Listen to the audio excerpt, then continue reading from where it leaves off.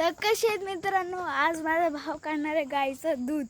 तर माझा भाव गेलाय गाईला ते पायाला बांधतात रशी, ते आणायला गेलाय. आपण जाऊया त्याच्याकडे. हा बघा, हा आज दूध काढणार आहे गाईचं. तुला कशी फील वाटते? मस्त एकदम मस्त. आम्ही याला ट्रॅक्टर समजतो. याच्यातून आम्ही काय गवत बिवत आणायचं असेल तर याच्यातून आणतो आम्ही.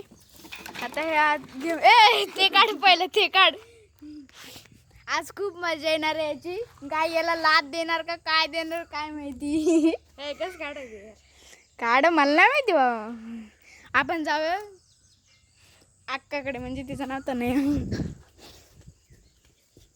अक्का, कसं वाटतंय तुला या ब्लॉग मध्ये, पहिल्या ब्लॉग मध्ये माझ्या?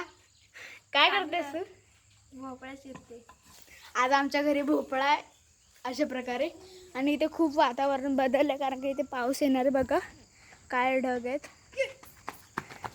चला, हा आता चालू आहे. आपण पण जावे मज्जा बघायला त्याची.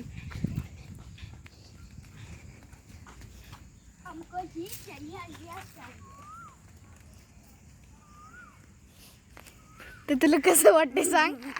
चांगलं एकदम मस्त वाटतंय. ह्या गाईला वासरू झालं ना त्या दिवशी. आपण ते वासरू बघूया. त्या शेरड्यांमध्ये येते वासरू. आपण बघूया ते वासरू.